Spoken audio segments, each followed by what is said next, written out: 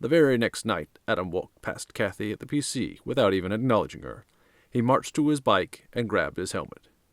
Kathy spun and ran after him. "Adam, wait!" He stopped, sighed, and turned, putting on one of Adam's smiles. The Adam smile he certainly wasn't feeling. Kathy stopped short. Maybe she saw it. But he was tired of pandering to her. So worried. It was like having a mom to nag at you, but worse. An irrational one. Wait. No. He was in danger, but he could handle it, right? He realized she was speaking to him. Wait, what? Say that again. What inspired the headband in your fighting outfit? Trivial. She's like a kid. It doesn't matter. Make up something. He rubbed the bridge of his nose with his bruised up hand. I don't know. Some fighting cartoon? Doesn't matter. Then he realized he didn't know. This gave him pause for a second mid-turn towards his bike. He turned back. Look, I'm just focused on the fight is all. Bye. He managed to get out, and his gloved hand slid his helmet over his head, and he tore off into the night. Wait. She spun, and ran back toward the computer. She had it. She had seen something. She just wasn't sure what. She pulled up the security camera for the ramp out of the cave. She rewound it to their conversation. She played it forward, backward, forward, backward, forward. She did this what seemed 100 times, and then she saw it. When Adam rubbed the bridge of his nose, he had no gloves on. She had seen the bruises on his hand. But as he turned away from the camera towards his back, and immediately back again, he suddenly had them on. But he clearly didn't put them on. He was holding his helmet. She sat back, her face crumpled in confusion. What? Several media men and guards stood at the end of the arena tunnel behind the closed curtain. They awaited the champion to exit his locker room and give a quick interview before the fight began. They couldn't catch him before he left last time to get a word in, so they figured they wouldn't let him avoid them, and stood between him and what he wanted most, his next fight. It was just logical. He must be addicted to battle if he was to come back after that treasonous act. The surprise bonus round. The kid must be naive. Or forced to fight. Either way, they had questions for him to be broadcasted to the audience. It was time to ask. Crack. Everyone spun. The video man fell, and his camera in various pieces as well. It was the champion, and he had an odd look on his face. Champ. Hi. Never mind that. How on earth did you win that last match? And without missing a beat, Adam answered as if he hadn't just shattered the camera and KO'd the operator. Well, guys, I tell you, I owe it all to... wait. What's that? What? No! No! Stop! Stop! And the men all looked back and forth, nervous and confused, as Adam seemed to be reacting to someone that wasn't there. As if he was trying to play a trick on the arena audience listening in, since they couldn't see because of the camera accident, leaving no live video feed. Several men nervously smiled, uncertain of the meaning, but certain he was just joking. Then he punched the man with the mic in the throat, then kicked a guard, smashed the head of another man into the wall, and everyone else stepped back and pressed themselves against the tunnel wall as far from him as they could get. "What are you?" Adam spoke weakly, as if terrified, but looking nothing like it. And then he smiled, and moved his finger to his mouth for silence, and astonishingly winked just before he tiptoed to the downed sound guy and ripped the sound equipment off him, and threw what bits he had into the wall. "Now that that's out of the way," he turned to the men around him, all staring at him wide-eyed. They soon paled in terror, because his black gi pulled skin tight and started to morph and cover all his skin. Half his sentence came normal, the other half oily and resonating with otherworldly echo. "You have no idea how long I've waited for this," one man screamed. Outside the tunnel, a guard for keeping people from rushing the entrance of fighters turned at the scream he thought he heard, and a few more with it. The arena screens went to static as the feed of all the cameras died. A commotion grew in the audience as everyone confusedly discussed what sounded like the champ being beaten and the video people taken out. "Well, folks, we seem to be having some technical difficulties in the AV room. Please stand by. I'm sure your champion will be out in a moment." The announcer tried to stall for time, and out came something indeed. The curtain flew into the guard's face as a black-clad being strode forth. The arena went silent as all looked to the new contender, since apparently the video and audio room was having difficulty streaming. "It, seems we have a new fighter, folks. I guess our champion got beaten after all." The crowd started booing. This new fighter wore some form of skin-tight, leathery, full-body jumpsuit, with a mask fully covering his face, and distorted, white covers over his eyes to see through. A cape extended from his back, and slithered down to full length as sharp claws extended on the fingers of his gloves, and long jagged teeth slid out of the fabric where his mouth would be, seemingly growing right then and there. The guard managed to free himself from the curtain thrown into his face, and swore under his breath at the hideous thing that stood before him. Shoulder pikes, like twisted bat thumbs, formed from the excess of cape gathered around his deltoids. The guard grabbed his taser and approached. "Hey, pal, what happened to the champ and the men inside?" The taser the guard held flared to life. The black-clad creature of a man heard it and spun. In a flash, he had disarmed the guard and thrown the taser into the audience casually over his shoulder. Someone cried out. He then started beating on the guard. "Wow, this one is eager to fight." The announcer tried to make sense of it all. Someone was screaming obscenities at the creature from the stands. The black thing's head lifted towards them, and then it leaped into the stands. The new guy seems to be fighting the audience.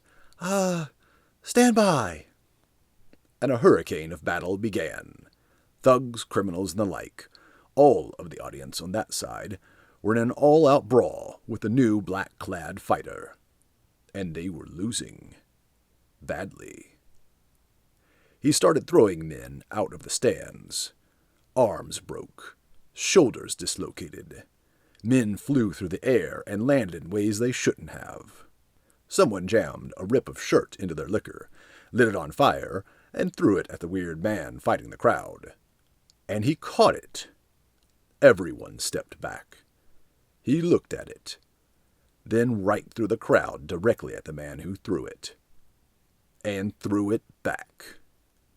It shattered directly on the man's head, and erupted into flame in the wooden stands already saturated with alcohol, and the flame began to spread. Men and women, criminals, hookers, drug lords, pimps, all began to sprint away in panic. Screaming filled the arena. "The creature has lit the arena on fire. The stands are ablaze. Everyone in the betting arena are scrambling to get their money back, and all this captured for your enjoyment at home, folks." Suddenly, the creature man spun his head towards the announcer booth. The announcer saw, paled, and sweated. The creature sprinted, rolled, and leapt over people, and using expert free-running technique, made his way in seconds to the announcer booth, and launched up the wall, grabbing Vera's hand and footholds, and was at the window in an instant. He punched the glass, crack, and again, crack. Folks, it looks like it's time for this announcer to call it quits for the night. Punch, punch, punch, punch, punch, punch, shatter. The creature man scrambled in, and the announcer's screams filled the arena through the speakers until they droned off, and whoever was left looking up, and not running for their lives, saw he was falling away from his mic and out the window. Plume. He hit the arena floor and shifted about in agony. The creature man stood at the edge of the window, and his mask at the mouth tore itself open as if the fabric of the mask contained it, or was even his real skin, and he roared loudly like a beast of the night. Whoever wasn't running then was now. The black-clad thing leapt from the window and into the crowds trying to use the arena floor to escape the warehouse, since the stands were now fully ablaze, and started hitting anyone and everyone in range of his strikes. No one was immune. All were targets. Criminals fell, were trampled by their own, got black eyes, busted noses, broken arms, concussions, burns, cuts, bruises, wind knocked out of them. When the fire reached the alcohol servers, boom! Terror and fear filled the arena more than before. Gunshots started wildly going off in a panic. People fell. One prostitute trapped under the unconscious people that had fallen on top of her looked up, and saw the raging creature standing nearby, amid the smoke and debris, whipping someone with their own belt, like a demon in hell. Then, sensing her, it turned and looked down at her with an almost white burning glow in its pale, masked, jagged eye covers, reflecting the light of the flames, as the rest of his rippled muscular frame was an evil black silhouette against the flames behind him. She tried to scream, but could manage nothing but to stare, mouth agape, in terror, trying to make a noise of fear, as that same fear paralyzed her actions. Then, sirens in the distance. The creature made a grunting sniff, and looked up as the sound reached him. Then he looked back at her, and the lady blinked, and he was suddenly not in view. Elsewhere, a man in a tall chair enshrouded in shadow sat back with pleasure as he watched a screen with a secret camera recording of the fight in the Blaze Arena. Did our bets come in well? Yes, sir. Our payments to increase the odds against the champion made our bets on him pay off better than expected. Everyone thought he would lose. Everyone? A few made it out with a small amount, but they were betting on him with little because they usually made bad bets. They just got lucky this time. Good. This was a fun experiment. Find me the champion. What if he's dead?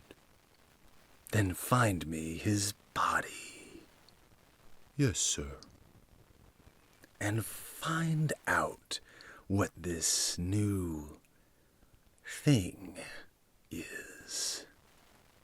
Yes, sir. And the other man left the seated man promptly, with a dismissive wave from his boss. Kathy sat back. She had seen it all as well. Her audio and video bug broadcasted the entire thing. Thoughts raced through her mind. Was Adam okay? What happened? What was going on? What was that thing? And how did it do so much damage, and fight so well? It was insane. And to interrupt her thoughts, Adam's bike pulled into the tunnel. He couldn't have been back from the fight so soon. He would have had to have made record time, and flawless handling, and memorization of shortcuts, and breaking all sorts of traffic laws, and... She got up and approached him, as he set his helmet on the rack. "What happened? Are you okay? What was that thing?" Adam looked at her quizzically and brought his ungloved hands down from his helmet. "What are you talking about?" "You weren't there?" Kathy looked at his hands for a second, then back up at his face. "The arena, it's ablaze. Something happened." Well, I'm sure they deserved it. I called the cops on them. I decided to stop fighting. "You mean you weren't there?" No. I went for a walk in the park. A patrol, kinda. "Wait, where are your gloves?" Kathy stopped herself. Adam's hands were clearly clad in black leather riding gloves. She stared at them. Adam looked at her as if she was acting insane. She was starting to think she was. He took them off one at a time, as if to show her they were real, as she stared at them. He set them next to his helmet.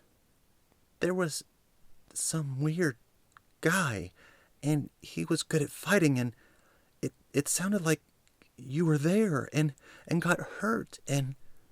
I'm sure they faked it, to make me sound like I got beat finally. The technology exists, but you should know I wasn't actually going to go back after they pulled that stunt on me with the bonus round. "But you said you were." You assumed I was. I never said I was actually going to. He walked away, dismissing her extreme confusion. "But..." It's a whole arena of criminals, Kathy. Let it go. Sounds like they got what they deserved. Especially that annoying announcer. Adam added that last part under his breath, arrogantly assuming Kathy didn't hear it. "Wait, what?" she thought. She took 2 steps forward and then stopped. No use. She couldn't even talk to him anymore. It was as if his skills had gone to his head. She was nothing to him. "Well, I'm going to look into the black-clad monster thing anyway." Adam froze just before turning the corner to the showers. What? His voice was an octave deeper. She stood dead still as well. He turned his head some, looking back at her over his shoulder. You saw this new fighter? "Yes." What did he look like? "He was in all black, weird leathery cape, and long pale teeth, and claws, and shoulder horns." How? I don't know, they all just seemed to grow out of him, and... No. How did you see him? My new audio and video bug. It's a prototype. I haven't bothered to document it yet on the computer. Kathy wondered just how many lies and half-truths he had just caught her in. Adam eyed her very sharply, as if analyzing her. Then, with a dismissive gaze, as if satisfied with what he saw, turned and walked away. Well, at least he did the work for me. Kathy let out a breath she didn't realize she was holding. She walked to the computer. Adam didn't come back. She expected him to, as she pulled up the images she took of the creature man. He really didn't care. Maybe he just thought it was another fighter.